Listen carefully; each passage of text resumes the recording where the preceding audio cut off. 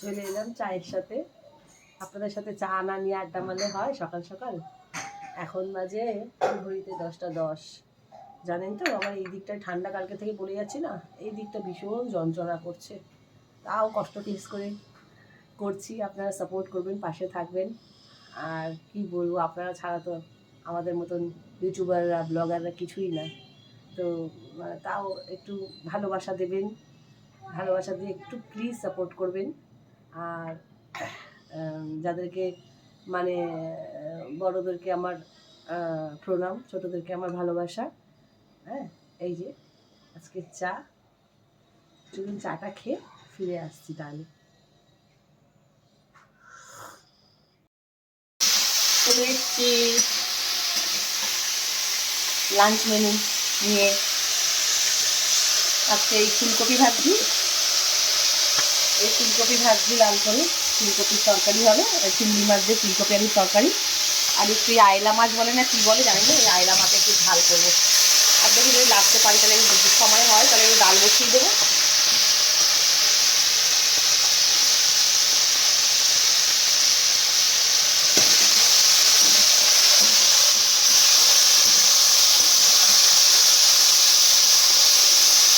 লাল করে ফুলকপিটা ভেজে দেবো নুন হলুদ দিয়ে।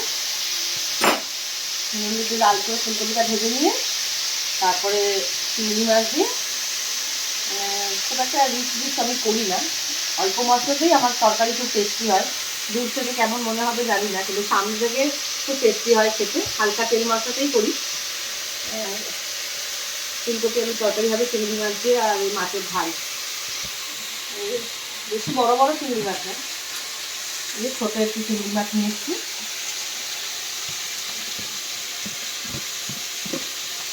নুন হলুদ মাখাচ্ছি, নুন হলুদটা মাখিয়ে রেখে দিই। সুন্দর পাকাপোক্ত ভিডিও দেবো, যে শরীরটা ভালো হোক, সুন্দর সুন্দর ভিডিও দেবো। আমি তো কথা বলতে পারছিলাম না বলে।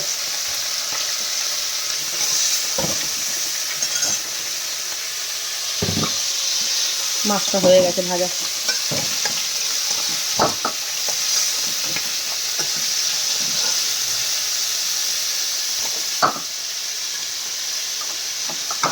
মাছটা আমার খুব ভালো লাগে,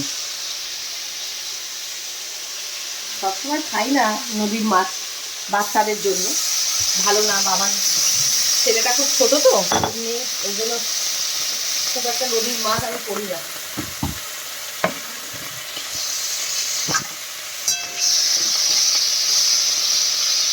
হয়ে গেছে ফুলকপি ভাজা। এখন অক্সিজেন না হলে ফুলকপিটা একটু শক্ত শক্ত হয়, ফট করে গলে যায় না। আর অক্সিজেনের ফুলকপিটা শক্ত শক্ত হয়, আর সিজনের ফুলকপিটা খুব নরম আর সফট হয়। বেশি অতিরিক্ত ভাজতে গেলে, হালকা লাল ভেজে দিলে ঠিক আছে, বেশি ভেজে আর ঢেকে ঢুকে করতে গেলে গলে যায়, ফুলকপি কিছু খুঁজে পাওয়া যায় না।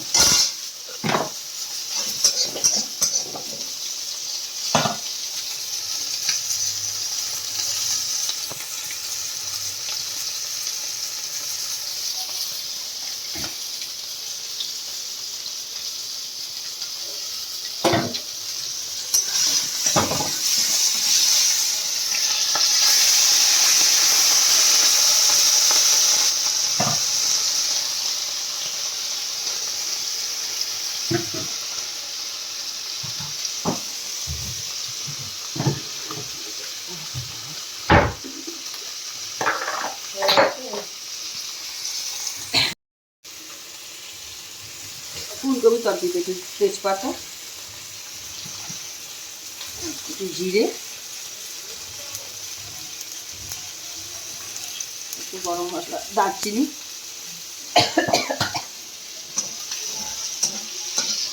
দেখি তারা মাছটা তুলে নিই। ক্যামেরা করছে আমার মুনিয়া, মানে আমার মেয়ে ক্যামেরার পেছনে। ওকে মুনিয়াই বলি, ওর নাম মুনিয়া না, আমি ভালোবেসে বলি। হয়ে গেছে, চিংড়ি মাছটা দিয়ে দেবো। আমি আলাদা করে আর ভাজি না, একসাথে যেটা হয়ে যায় ডবল খাটনি করে লাভ নেই।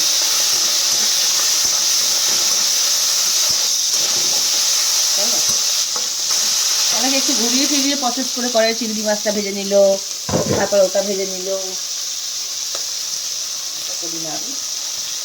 চিংড়ি মাছের ওপরেই আলুটা লাল করে ভেজে নেব ওখানে। এসের জন্য একটু দিয়ে দিই কালো জিরে, একটু গোটা জিরে। যেহেতু নদীর মাছ, নোনা মাছ, তাই একটু হালকা গরম মশলা, একটা দুটো এলাচ দেবো, গরম মশলা, আর একটু তেল দিই।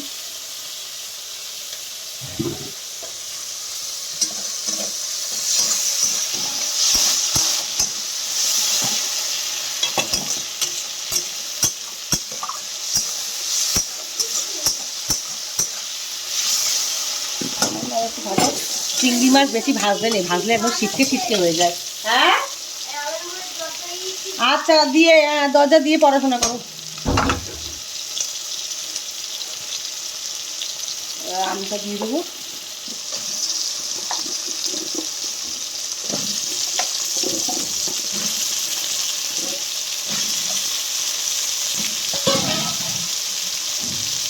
আমটায় দিয়ে দেবো একটু নুন,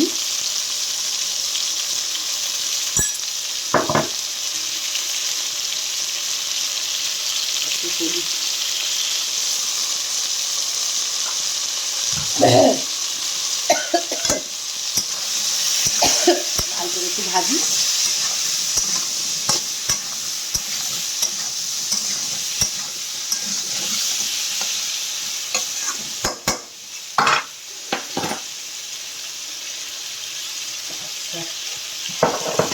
এটার মধ্যে মাছের ঝালে দিয়ে দেবো।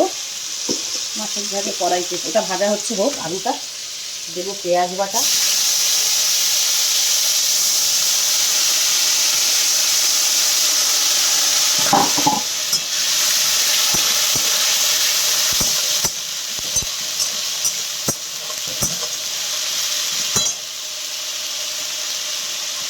পেঁয়াজ বাটা দিয়ে দেবো।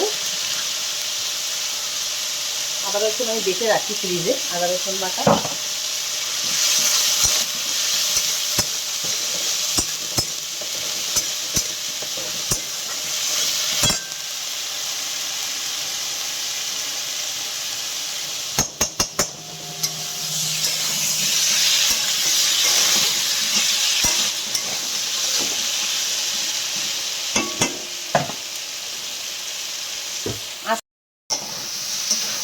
দিয়ে দিলাম টমেটো, কাঁচা লঙ্কা। মাছের ঝালে টমেটো, কাঁচা লঙ্কা দিয়ে দিয়েছি।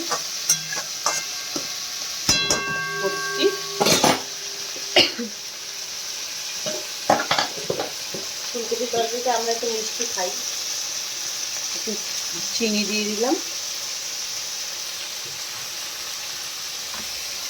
একটু দেবো ফুলকপির তরকারিতে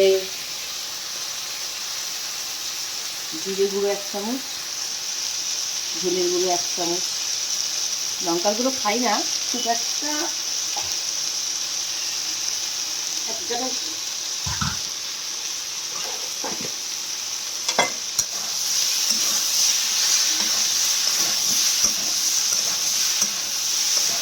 নামানোর আগে একটু ধনে পাতা দিয়ে নামাবো।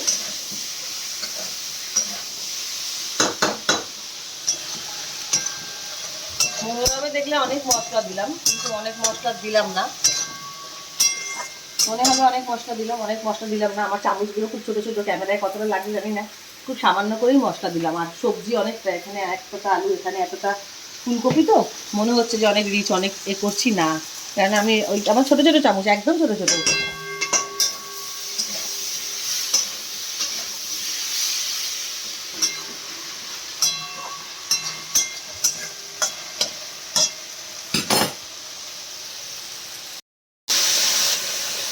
সামান্য জল দিই, কষাবো।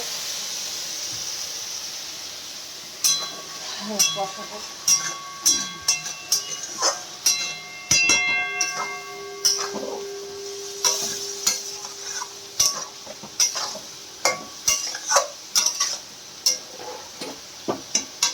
হাতে গরম লাগিতেছে। আজকে একটু কথা বলতে পারছি না, আমারও হাসি ফুটছে আস্তে আস্তে। সকালবেলা তো নতুন ওষুধ খেয়েছি, তবে ওষুধ খেয়েছি, প্যারাসিটামল খেয়েছি, এখন একটু নড়াচড়া করতে পারছি, আমারও ভালো লাগছে। একটু হেসে খেলে আপনাদের সাথে যদি কথা না বলতে পারলাম তাহলে আর ওই ব্লগের কোনো মানে হলো না, কেননা সবার লাইফেই টেনশন মানে ভালো মন্দ মিলিয়ে থাকে, তো সবাই একটু এন্টারটেন হওয়ার জন্যই মানুষ, আমিও ব্লগ দেখি, সবার ব্লগ দেখি, আমার খুব মজা লাগে। তো ব্লগ দেখেই লোকে একটু এন্টারটেন হওয়ার জন্য, বা এন্টারটেন আমরা যদি করতে না পারি তাহলে সেই ব্লগ করে লাফিয়ে ঝিমিয়ে নেপিয়ে খুব খারাপ লাগছিল। আস্তে আস্তে এবারে চাঙ্গা দিচ্ছি, মন খুশি হচ্ছে, ভালো ভালো ব্লগ আশা করি আমি দিতে পারবো, আমি সুস্থ থাকলে ভালো ব্লগ দিতে পারবো। আসলে কি বলুন তো, আমার 2.5-3 মাস হয়ে গেছে, তো আমার একটা বিশাল 3 মাস হলো, আমার একটা বিশাল বড় মেজর অপারেশন হয়েছে। এত বড় এখনো পেট কাটা, ভেতর থেকে এখনো ঠিক হয়নি, তাই নিয়েই চলছে জীবন, এই তো নাম জীবন। হয়ে গেছে মশলা কষা, আর একটু কষবো, কষে মাছটা ছাড়বো।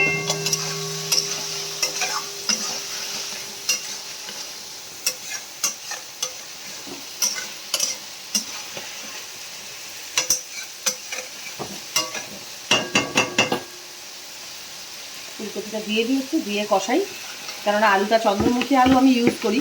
আমি না ওই সব মানে নতুন আলু না খেতে পারি না, এত শক্ত। আপনারাও বলবেন আপনাদের কার পুরনো আলু ভালো লাগে, কার নতুন আলু ভালো লাগে, কারণ আমি একদম ওই নতুন আলু কিনেছি, আনন্দ করে করে খুব কিনেছি, কিন্তু খেতে আর ভালো লাগছে না, সেদ্ধ হতে চায় না, যদিও বা সেদ্ধ হলো তারপরে আপনার দেখবেন যে ভালো লাগে না, মানে পরে ঠান্ডা হয়ে গেলে তরকারিটা আলুটা যতই সিদ্ধ করুন কিন্তু শক্ত শক্ত লাগে। আমি সেদিন বিরিয়ানি করেছিলাম, আমার আলু এত সুন্দর প্রেসারে গলালাম, পরে দেখছি শক্ত শক্ত, আমি তো অবাক হয়ে গেলাম।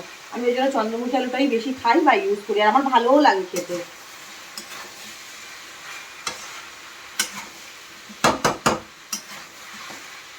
দেখুন এটা এমনি করে কষাচ্ছি, আর একটু সামান্য একটু কষা হোক, মোটামুটি আর একটু জল জল আছে সামান্য, মশলাটা একটু কষা হোক, ঠিক আছে?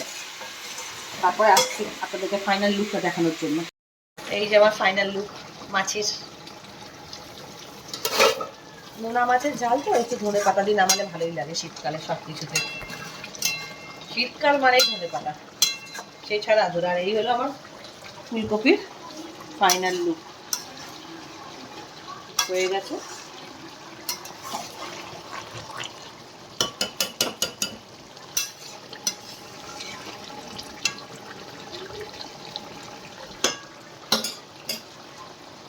এখন 1:30 বাজে, কি 1:35, 1:30 থেকে 1:35 মতো হয়েছে, হয়ে গেছে রান্না। একটু ডাল সিদ্ধ বসিয়ে দিই,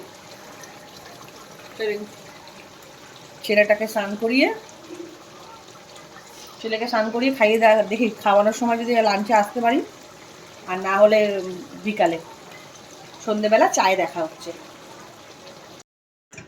এই দেখি মাছের ঝালের লুক নামানোর পর, আর এই হলো ফুলকপি আলু ধোয়া উঠছে লুক।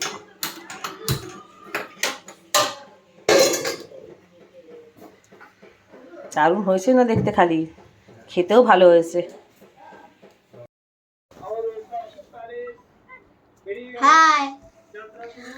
এই যে বাবানকে খাওয়াতে বসেছে দুপুরবেলা। হ্যাঁ, তুমি তো রোজই বলো না।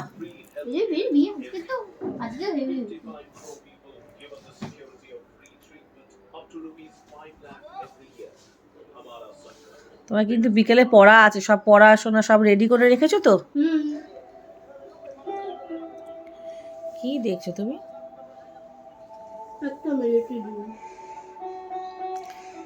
ব্লগ দেখছি, এই দেখেন ইনসাইড আউট, এই যে ইনসাইড আউটের ব্লগ দেখছি, আর এদিকে বাবানকে খাওয়াচ্ছি। এখন বাজে 2:15-20, ওই 20। কাশ্মীর, এই যে কাশ্মীর, না হা করো। এরা এত চিল্লায়, এদের চিল্লামিল্লি আর সরছে না, মানে কমছে না।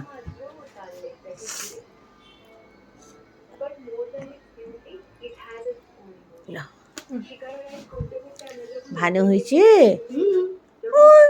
মামাকে তো আদর করে না, খালি বলে ভালো হয়েছে আর ভালো হয়েছে, একটু ভালো লাগে না আমার, এটা ভালো লাগে না। সামনে কিন্তু কদিন পর পরীক্ষা। এই দেখো ইনসাইড আউটকে দেখছি ব্লগে। আমি জানেন তো সবাইকেই দেখি ব্লগে, আমার ভালো লাগে ব্লগ দেখতে। কোনো কাজ না থাকলে আর শুয়ে শুয়ে থাকি। এখন কি করব, একটা হাউস ওয়াইফ আর কি করতে পারে, ওই টাইম কাটে না, তাই ব্লগ দেখি। কাজ বাজ হয়ে গেলে সন্ধেবেলা হলেই চান্স পেলেই দুপুরবেলা একটু, আর সন্ধেবেলা রাতের দিকে একটু, আর 10টা বাজলেই বিগ বস। বিগ বসে কে জিতবে জানাবেন হ্যাঁ। আমার তো মনে হচ্ছে অঙ্কিতা আর ঈশা যাবে লাস্ট অব্দি। আপনারা জানাবেন কে যাবে।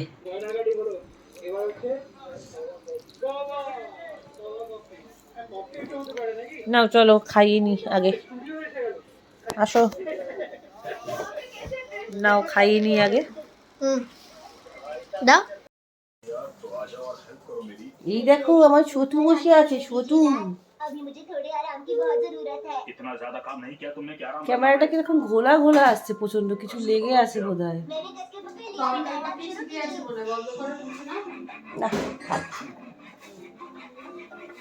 ছোটু হ্যালো বলিস না। হ্যালো, বলে আমি এই সবে পড়াশোনা করে আসলাম। এই কালার্স গুলো তো চেঞ্জ হচ্ছে। ঠিক হয়ে গেছে, এই কালার্স গুলো চেঞ্জ হচ্ছে।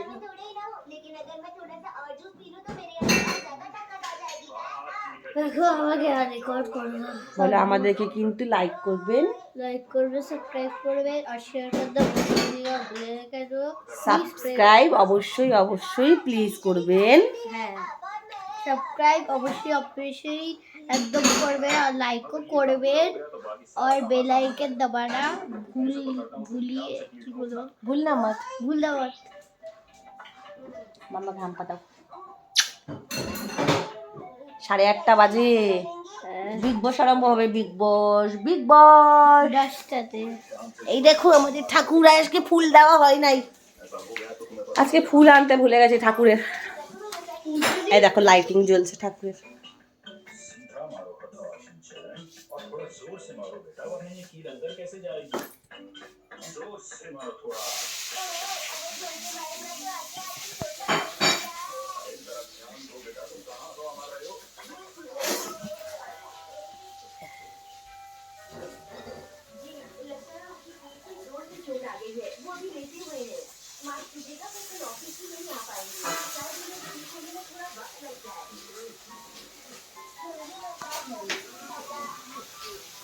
বাবান কার্টুন দেখছে, শিনচান শিনচান।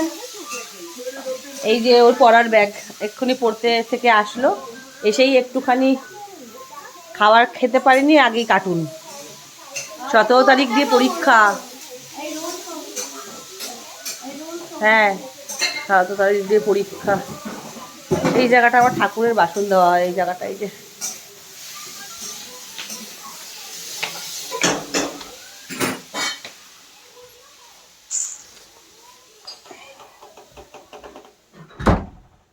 আমি দেখছিলাম ব্লগ হ্যাপি উইথ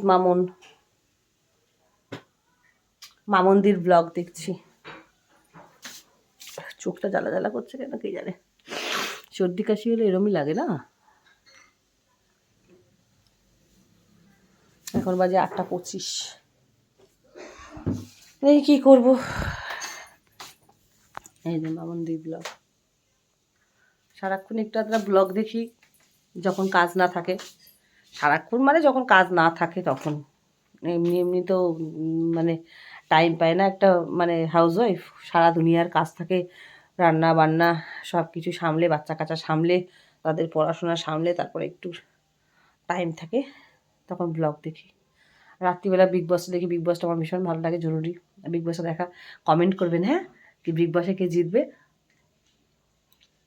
কি খেলাম, ঠোঁটটা যখন লাল লাল লাগছে কেন কে জানে। সর্দি হয়েছে বলে নাকি ঠোঁটটা, আমার বড় বলছিল ভীষণ লাল হয়ে গেছে তোমার ঠোঁটটা, সর্দি হলে নাকি নাক ঠোঁট লাল লাল লাগে। কে জানে, না গ্ল্যামার বাড়ছে ভগবান জানে। গ্ল্যামার তো কিছু। ডিনার করে বা ডিনারের সাথে দেখা হবে। এই যে ঘরে বানানো রোল, মেয়ে আর আমি মিলে বানালাম এই চিকেন রোল। রোল না, এই যে চিকেন রোল, এই যে চিকেন এগ চিকেন রোল। এই রাত্রিবেলা করে ওই সকালে রুটি রয়ে গেলে এই যে আটার রুটি, এই আটার রুটি দিয়ে ঘরে বানানো রোল, ওই যে এগ চিকেন রোল। দেখি খেয়ে যদি পেটে জায়গা থাকে তাহলে রাতে খাবো, নাহলে খাবো না। 8:30 বাজছে।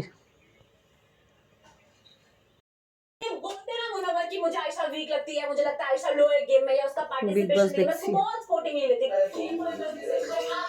কম্বলের তলা দিয়ে আর বেরোনো হয়নি। যে বিগ বসে মারাত্মক ঝগড়া লাগছে আয়শা মনোবরের পুরো দমে। যা যা বাইরে ছিল মনে যত ব্রাশ সব বার করছে একটা একটা করে। বল, মানে একটা ছেলে কত গার্লফ্রেন্ড করতে পারে, দমও আছে এদের। হ্যাঁ, পয়সা আছে বলে বাবা মানুষ একটা খুঁজতে পারে না, এদের 4-5টা করে। হাঁপিয়ে যাচ্ছি শুনে শুনে, ভয় লেগে যাচ্ছে। এই দেখেন বিগ বস।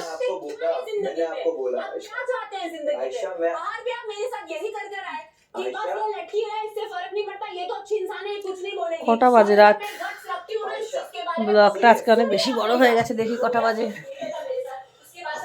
10:15 বাজে। সবাইকে বলছি, কেউ ডিনার করতে রাজি নয়। সামার না ভাই বস বহুত কিন্তু মেয়েগিরি করে, লেডিসগিরি করে, তাই না? কার কার এরকম লাগে আমাকে কমেন্টে বলবেন। প্রচন্ড লেডিসগিরি করে, খালি খোপচায় খোপচায়, মানে মজা নেয়, যা ঝামেলা হয় মজা নেয় ও। ব্যাঙের মতো লাফায়, কি মজা, ওর কি ইন্টারেস্ট লাগে বুঝতে পারি না।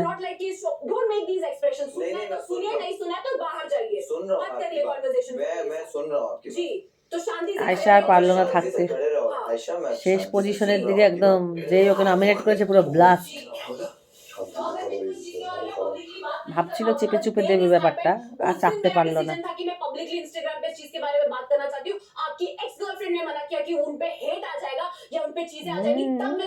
কত কিছু এক্স প্রেজেন্ট নিয়ে বিগ বসে থাকছে এক একজন। ঈশাও এক যন্ত্র, ঈশাকে কার কার লাগে যন্ত্র বলবেন। ঈশাও একজন পুরো দমে। চলেন ছেলেকে জিজ্ঞেস করে আসি যে ও খাবে কিনা।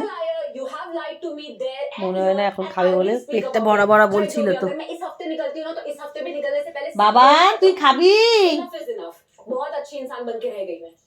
আচ্ছা যখন খাবে তাহলে বলবে।